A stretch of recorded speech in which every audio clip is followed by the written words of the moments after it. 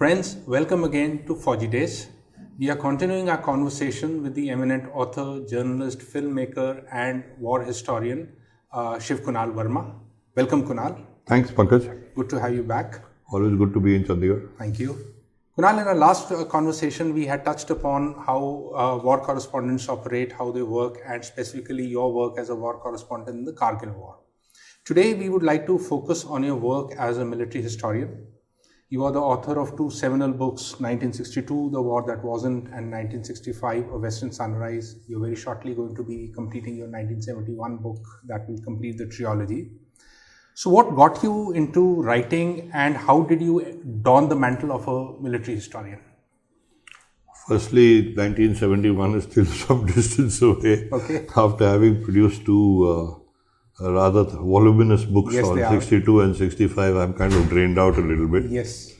Also, even when you use the word trilogy, after having done the Northeast trilogy, I'm a little allergic to these words at the moment. Right. But yes, I hope that eventually I will be able to write the 71 book. Right. Maybe even the Kargil War, because I was also involved in that. Sure.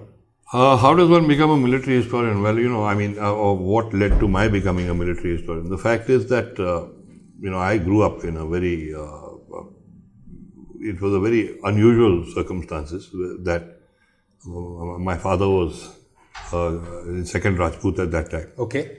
And he actually survived the war purely by luck because the two Rajputs were deployed at Walong. Okay.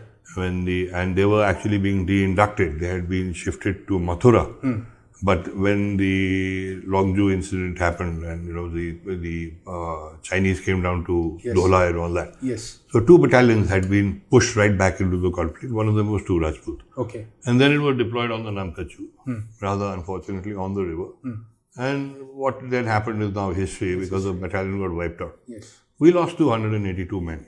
Yes. And I was too young, obviously. I was just 2 years old. Though my mother and we had taken me as a 3-month-old baby. And we were at Teju, which was the battalion rear.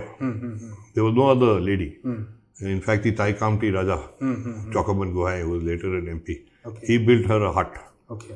And I used to be the center of attraction with all these soldiers coming and going because Teju's where the airstrip was, which Twin Otters used to fly from there. So, of course, as a 2-year-old or a few months old baby, obviously I have no recollection, but these stories were told again and again. Yeah. So they stay in your head. Yes. Now we lost 282 men on that fateful morning. Yeah. And I saw what it did, It ripped apart my dads, my father, my mother, the entire families around us. We lost very, very close friends. We lost people we were family. Which only people who have actually grown up in the army will realize what that really means. Correct. Because it doesn't matter we had two companies which were Bengali. We had one Bengali company, we had Rajputs, we had this and that, but it didn't make a difference. Everybody was two Rajputs. Yeah. And I've grown up in this absolute, state of mourning because we never got over it. What actually happened with two Rajputs was something which was absolutely tragic, and the entire family, it's like losing your whole family. Yes. So over the years, my father never got over it, even though he commanded 18 Rajput later and was instrumental in the Battle of Ashuganj and even what happened in eventually Dhaka and stuff like that. Yes. Two Rajputs' ghost never left him, and there was a certain guilt that he had been posted to the IMA, so he survived. In fact, interestingly, Pankaj, the last few photographs of that bunch of officers, Captain Mangat, Colonel Avasti, all these people, is actually at my parents' wedding in Dehradun. Okay. They got married at the Doon School in 1959. So we've got this whole bunch of people who later, these are the only, they were individual pictures, but collectively as a group, this was probably the only ones which were there. Yeah. I saw this thing, and my dad, he wrote his own book, Rivers of Silence. Yes, I've read where he's touched upon two Rajput. Yes, I've read. But I somehow all along felt that, there was not enough being done. And in fact, initially I got into making movies. I did the history of the Air Force, I did the history of the Navy, did the history of the Army, all kinds of stuff. Yes. And even there we broke fresh ground because at that time nobody had actually tried to do documentary films the way things happened. I know. When I initially started working on the first few scripts for the armed forces, the vice chief that time, or the deputy chief, he called me and he said, we better have some romance and this, that. There was this mindset. Yeah. So I think we broke that to a great extent. Right. And then while we were doing the films, after a while, I was always very focused that eventually I'm going to write this book. So you came to writing very late. You started with filmmaking and... Filmmaking and writing sort of go hand in hand in many ways. Okay.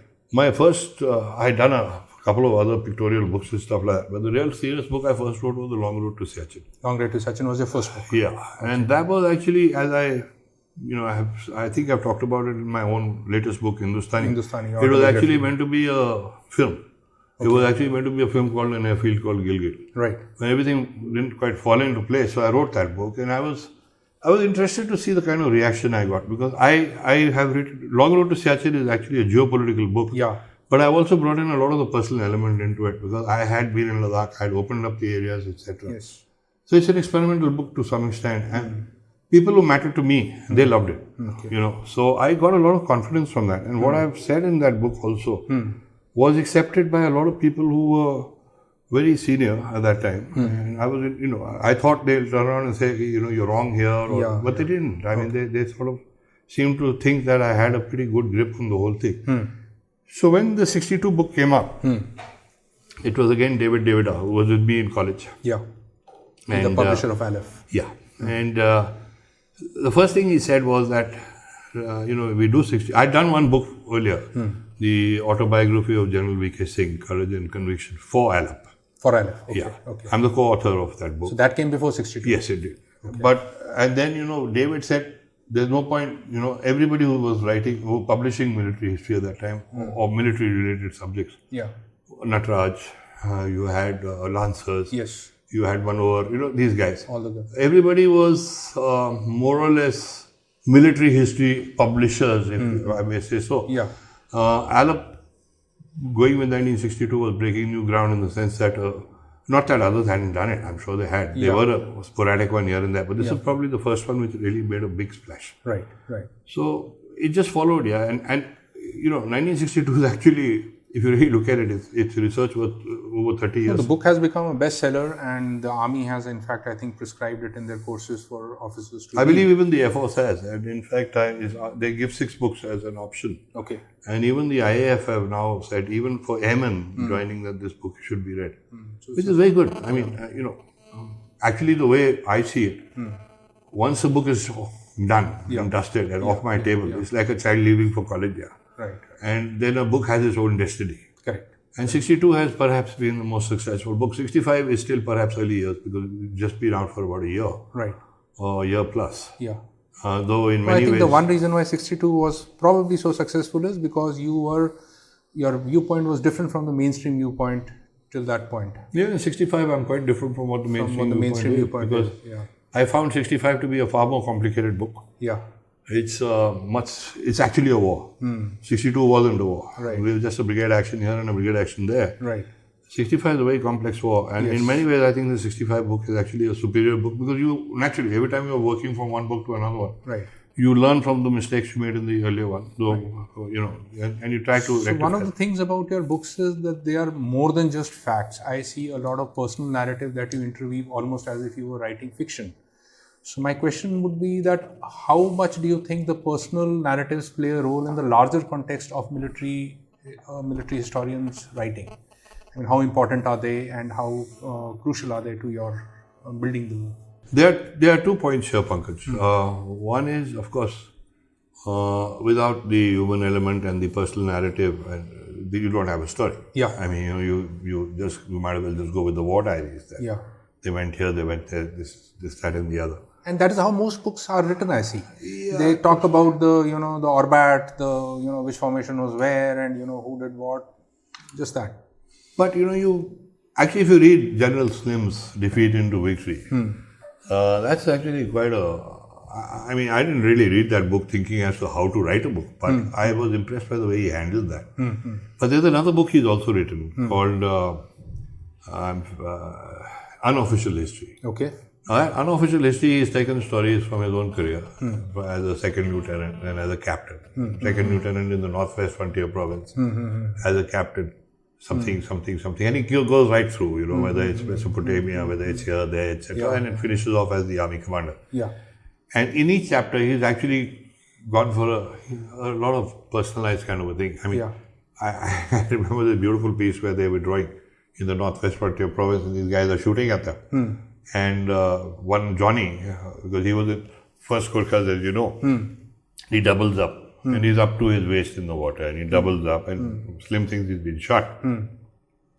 But before he can move to help him, that guy straightens up, he's caught a fish, and he puts it in a knapsack and he takes off. So, that kind of a thing stays in your head. Right. Now, again, I've been, as I said, I was born in the unit. I was fortunate in the sense that I know a lot of the people. And also as a war correspondent in the sense that I've done a lot of filming. I've flown with the Air Force. I've sailed with virtually every warship. So I got a tremendous bird's eye view of what was actually happening. More than bird's eye view, more like a spider on the wall. Right. I've operated with the Assam rifles. I know what it's like to be sitting there with war paint in the middle of a night on the LOC. So, you've lived it. So it's easy to bring in all the emotion element into it to some extent. I don't think I particularly overdo it. Right. But yes, I do wherever I can. It also makes it more anecdotal. It does. Yeah. No doubt. So I remember you mentioning once that you visited all the battlefields where the 62 action occurred. You stood there, you absorbed the atmosphere there. How does all this help you while you're writing, and how do you do your research? Actually, as I said earlier, this 62 books over almost 3 decades of. Even when I was in Ladakh working for Tiger Tops, I was across a pass. I knew relatively. My military history that time was not. So many facts weren't easily available. Also, we didn't have the net, for example. Like there have been times when I've had breakfast with Sheikh Saab in Sheikh Abdullah in Nidu's hotel, and I kick myself now. But there was so much I could have asked him, but I didn't know those things at that point of time. You have to have the knowledge to ask the questions. Yes. So what I used to do was, and especially when I started shooting the Northeast trilogy, where we documented the entire Northeast, all the 9 states, 7 plus West Bengal as well as Sikkim. Okay. I used to make it a point. I had the resources. Sometimes had access to helicopters. The army would get me where I wanted to go. Otherwise, it's not possible to go to these places. Very difficult, Having got there, I would very often tell them, leave me here for the night. Or let me just sit here. And, I'll give you one example. I mean, I'm going there next week, Sela.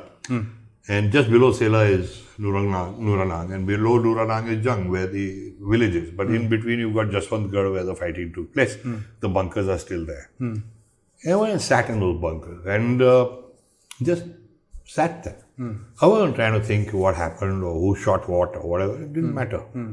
But once you've seen the terrain and felt it, the ground talks to you.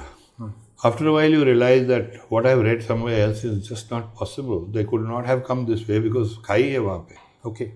I mean, unless he had wings and unless he was superhuman, he can't come that way. So then I also began to realize that a lot of people who had been writing about these things had not actually been to the ground. And map knowledge is always very different. Yes. One of the first things I did when we started looking at 1965, Run of Kutch was one of the... I had operated in the Run of Kutch when we were shooting the Air Force films. We had done the enactments of the Air Force version of what had happened. We had taken tanks and stuff like that. So I had some idea. But I wanted to actually feel the Run of Kutch from an infantry soldier's point of view. And I went there. And now, of course, the terrain had changed. Kanjarkot is now a fort which is on the Pakistani side after the award was given to them. I was just sitting there near this place, Sadar Post, where the CRPF guys had put up a fantastic fight. I mean, they are the guys who the first Pakistani attack has come with tanks. It's the CRPF chaps who stood there and fought it out. Okay. And there's a small little blooming memorial in the middle of nowhere. Okay, you got the Indo-Pak fence now running about 700-800 meters away. The whole thing is a swamp. The water, there are a lot of birds. Wading birds, and since I'm also very much into wildlife, I was just sitting there, just sitting near the memorial and looking at the birds. And then a BSF guy comes to me and he says, "Saab, kaisa lag raha hai?" I'm like, a very god-awful place, yeah. I mean, like, but he said, "Sahab, do me a favor." He said, he had brought a chair, folding chair, and some cucumber sandwiches, and a cup of coffee. So he said, "Sahab, baitho jara, ek kaam karo, sahab apna joote utar do jara." Okay. So rather strange thing for somebody to tell you to take off your shoes. So I took off my shoe. I didn't ask him why. Okay. He said, just take one foot off, one shoe. You don't have to take both off. And then the water was right there at the edge. It was all swap. As it is, kursi bhi sink kar rahi thi with my weight. He said, sir, आप जरा pawn आप पानी में डालो. अच्छा. और 5 minute बाद जैसे सब आप pawn निकाल लो इधर से. It had turned black here, almost like it was gangrene. Okay. And he says, this is what we live with, you know.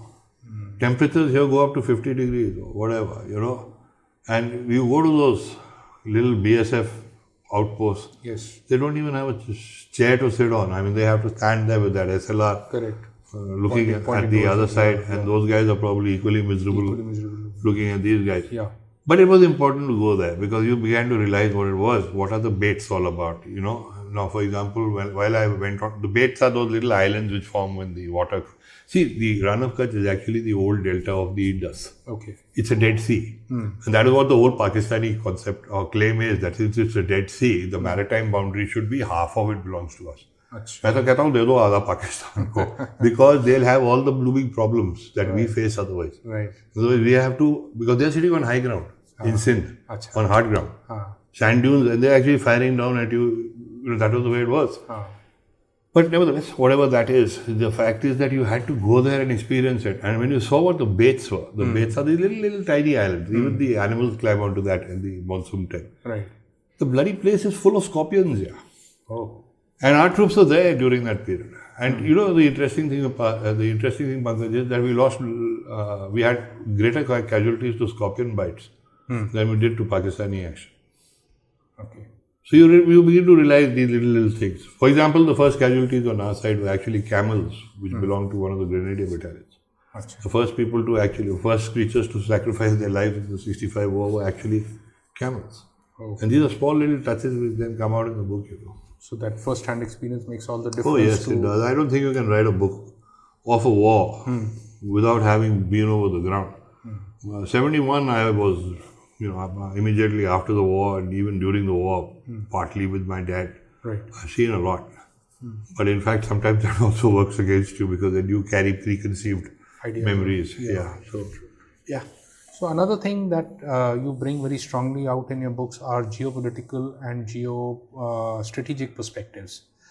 So how important is it for a military historian to be clued into these subjects like geostrategy and geopolitics? See, I think we had this discussion the other day also where I have always maintained this. We also run the military history seminars and all in schools. Yes. We have been doing it now for 7 years in Vellum Boys. Yes. And this year we are starting it in Assam Valley School in Tezpur also. Right, right. Now, I have always maintained that military history makes absolutely no sense without military geography. And yet there is no such subject as military geography because military geography is geography. Geography, precisely. Right. But you have to look at it from a slightly strategic perspective. Yes. That's all. Yes. Now, once you start looking at geography from a military point of view, and then you can go as far back as you like. You go into medieval history, you can go into ancient history, you can go into the pre-ancient history. And you will begin to realize that a lot of battles are actually decided by the lay of the land. Yeah, and which never changes. Which never changes. Yeah. And it's the guys who have understood that lay of the land who are actually the victors. Yeah. And even in day-to-day things, like, you know, a lot of people are very fond of playing golf. Yeah. Even I was, till I got injured once. And then we step onto the putting green. Yeah. We look at everything. But how many of us know which side is the Jamuna flowing if you are putting in Delhi or whatever? Because the grass actually will be pointing just that little bit more that side. Right. Professional golfers know that. Right. That's the first question they ask you. Right. What is the water table here? Oh. Which way is the water flowing? Because the grass will be like that. So they will adjust that 1 millimeter or 1 centimeter enough. But that makes all the difference. All the difference. So the same thing in warfare.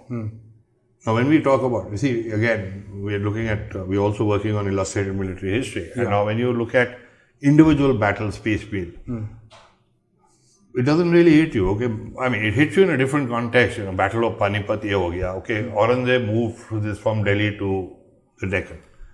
But what route did he take? How did he go? He had to hug the chambul, then he had to get into the district. So it's all geography which defines your movements. There is no way that you can cut across the way we fly today. Yeah. Because you wouldn't have had water for the army. I mean, where the hell does he go?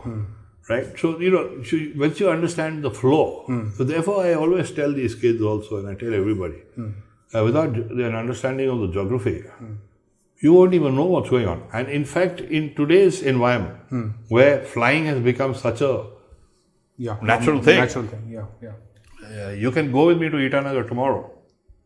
But if you actually don't know where Itanagar is, you can go there and come back and yet not know where the hell you went. Yeah. You see, so Exactly. so you have to constantly be looking at the ground. That's a habit I've also developed because I also was flying a lot with the Air Force. So I'm constantly looking at landmarks, even if it's a commercial flight. Yes. I know exactly where I am because or if I don't, I'll find out where I am because it makes it so much more exciting. Okay. So I remember reading these books, Tim Marshall's Prisoners of Geography and Robert Kaplan's Revenge of Geography. And they all talk about the larger geopolitics in the context of geography, basically, that how our nations are shaping up and why we have the conflicts we have.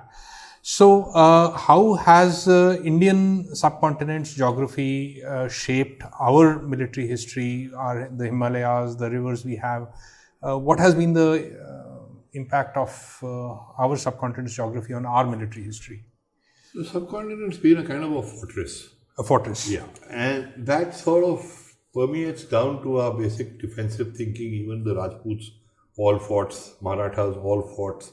We were very content to build a stronghold and then try and fortify that and then battle it up, buffer it up with elephants and stuff like that. So we were always fighting these semi-defensive wars.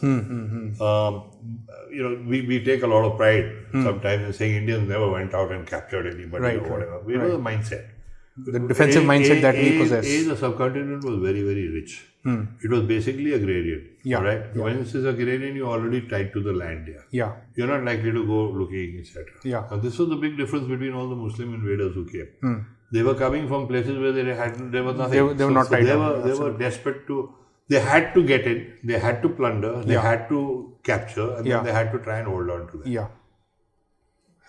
This history of ours has actually worked against us, our geographical thing, because unfortunately we got more and more defensive. Even when the colonial powers have come, what has been the difference? I mean, the first Portuguese ships came in 1498. The British have arrived in 1606. In between, you had the Dutch. In fact, people don't realize this, that the Dutch East Indies Company did more trade with India than the East India Company of the British did. Okay. Much more, almost 4 or 5 times. And what was it? Why did they?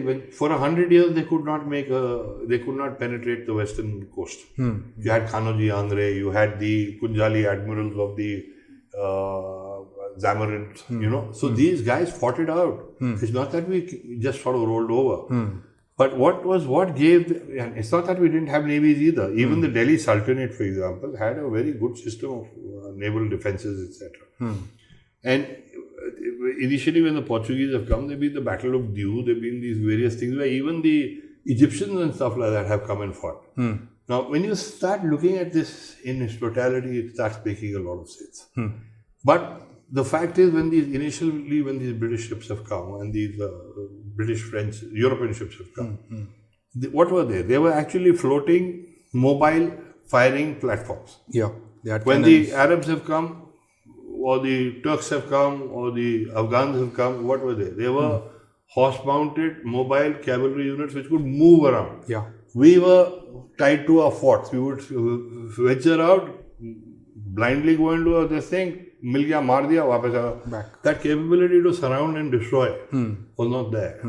And we paid the price for it because once the European powers, and they are ruthless here, what colonialism has done to the subcontinent, the African continent, Asia, is unforgivable. Yes. And yet it was done by them in such a, like it was a God-given right. Correct. But the fact of the matter is we let it happen. And that is what we have to really guard against today, because, and I think post-independence, that has been the biggest plus. In fact, Nehru is often criticized for saying we didn't need an army, but actually he was stepping into exactly the same the same legacy. fact. The same legacy. Because the very fact that the Indian army today, from a mercenary army under the British, became a national army at the stroke of the midnight hour, actually has saved us completely. And it took us a while. 62 was a hammering. A lot of things went wrong. But today, we are a nation, to a great extent, I feel, because of our armed forces.